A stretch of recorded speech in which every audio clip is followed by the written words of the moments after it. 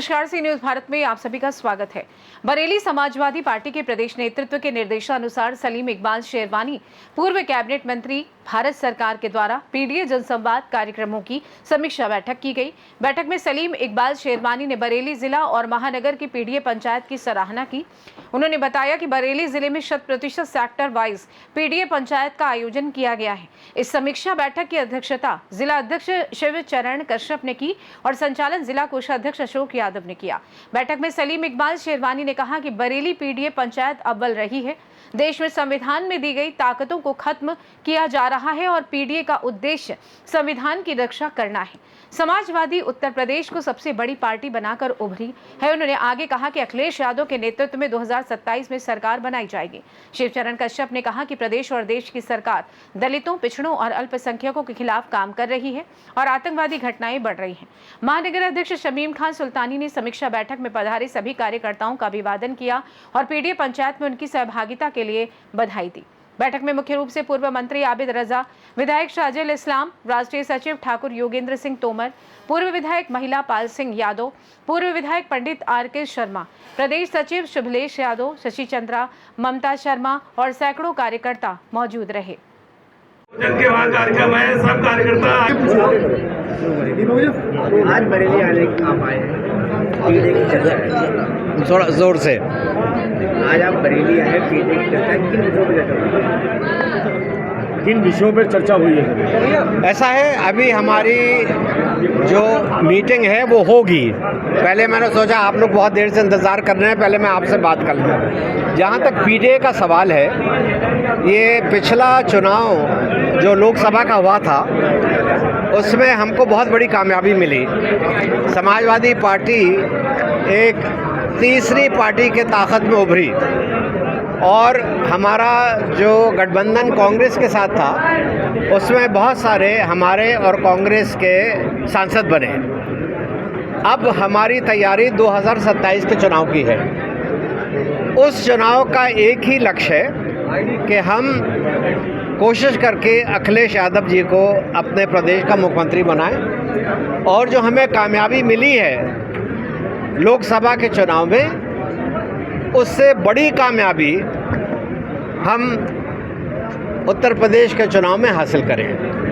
PDA एक बहुत बड़ी ताकत है, उनको जो सही रिप्रेजेंटेशन नुमाइंदगी मिलनी चाहिए वो नहीं है और हमारी कोशिश ये होगी कि हमारे जो 400 टिकट उत्तर प्रदेश के चुनाव में दिए जाएंगे एमएलए के, उसमें हम इस बात का ख्याल रखें कि पीडीए को ज़्यादा से ज़्यादा उसमें हम संख्या दें। ऑपरेशन सिंदूर के बारे में क्या कहना चाहिए? सरकार ने ऑपरेशन सिंदूर कराया इस बार, उसको लेकर क्या कहना चाहिए? किसको? ऑपरेशन सिंदूर। ऐसा है कि हमारे पास बहुत सारे मुद्दे हैं सियासत करने के, मगर ऑपरेशन सिंदूर पे हम सियासत नहीं करेंगे। हम प्रधानमंत्री मोदी जी के साथ कंधे से कंधा लगा के खड़े होंगे और जो गंदी हरकत पाकिस्तान ने हमारे मुल्क में की उसका जो जवाब दिया जा रहा है, हम उससे सहमत हैं। हम पूरी मदद करेंगे क्योंकि बेगुनाह लोगों को मारना ये सबसे बड़ा क्राइम है हमारी नज़रों में और पूरी कोशिश हमारी है और ये हुई। आपने देखा कि ऑपरेशन सिंदूर को कामयाबी मिली। हमारे पास मुद्दे हैं महंगाई के, हमारे पास मुद्दे हैं बेरोज़गारी के, हमारे पास मुद्दे हैं किसानों को उनका पूरा सहूलियत नहीं मिल रही उसके, मगर सिंदूर, ऑपरेशन सिंदूर पे हमारी कोई सियासत नहीं है। हम मुल्क के साथ हैं। भाजपा के मंत्री द्वारा एक कर्नल सोफिया कुरैशी लेकर अवैध व्यवहार कर रहे हैं। देखिए, मेरे ख्याल में वो एक बहुत ही बदतमीज़ी की बात थी। एक जवान वो छोड़ दिए कि कर्नल सोफिया ने हमारी मुल्क की खिदमत की, मगर वो एक औरत है, उनके लिए ऐसे शब्द इस्तेमाल करना। और मैं सलाम करूंगा सुप्रीम कोर्ट को, क्योंकि इन्होंने कोशिश की सुप्रीम कोर्ट जाके जो इनके ऊपर केस किया गया वो हटा दिया जाए, सुप्रीम कोर्ट ने मना कर दिया। तो क्या ऐसे में पीडीए की उनकी गिरफ्तारी की मांग करेगी? पीडीए गिरफ्तारी की मांग करेगी? वो तो गिरफ्तारी का तो मुझे नहीं मालूम, मगर उनकी ये मांग तो कर ही रहे हैं कि उनको डिसमिस किया जाए। अच्छा, इस बार जो विधानसभा 2027 चुनाव होगा, कहाँ से आप चुनाव लड़ने का आपको विचार है? जी, विधानसभा चुनाव को लेकर क्या तैयारियां, कहाँ से चुनाव लड़ सकते हैं? देखिए विधानसभा चुनाव की मेरी पर्सनल तैयारी नहीं, मैं विधानसभा चुनाव नहीं लड़ूंगा।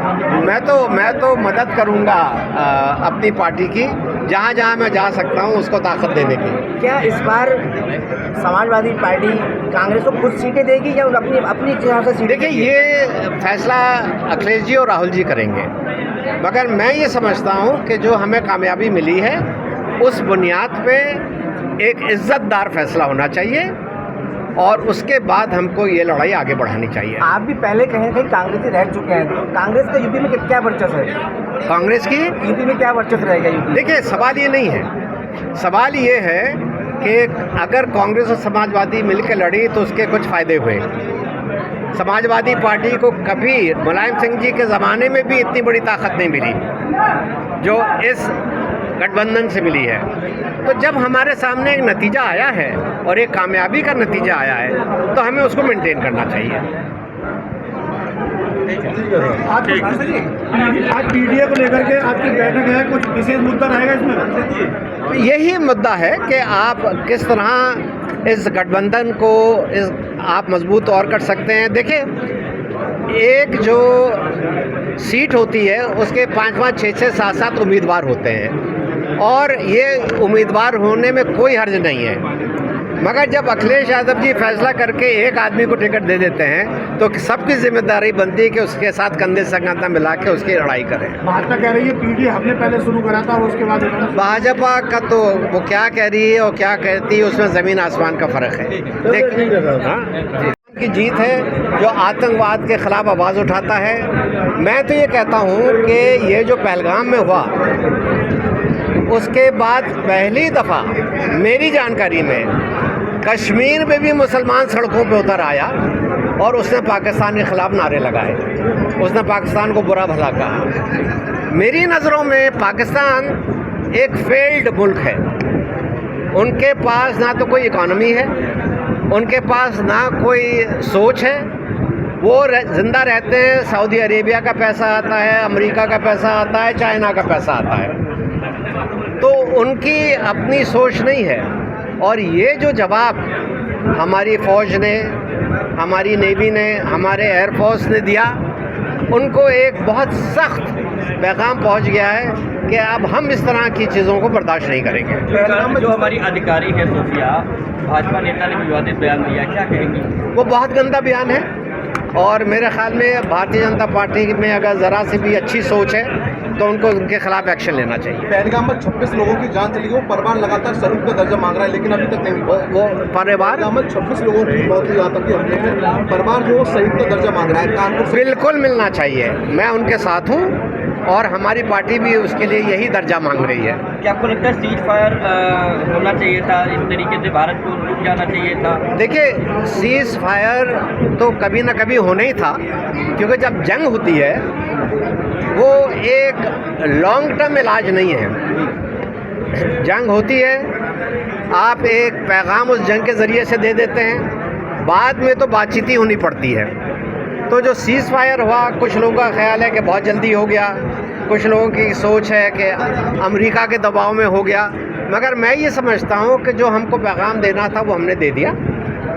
हमने उनके काफ़ी एयरफोर्स के बेसिस को बर्बाद किया और जब दूसरी पार्टी हमारे पास आके कह रही है कि भाई अब बात करो, तो हमें करनी चाहिए और हम कर रहे हैं। क्या नहीं लगता कोई अच्छा मौका था पीओ के इस समय अगर हम चाहते तो लेते?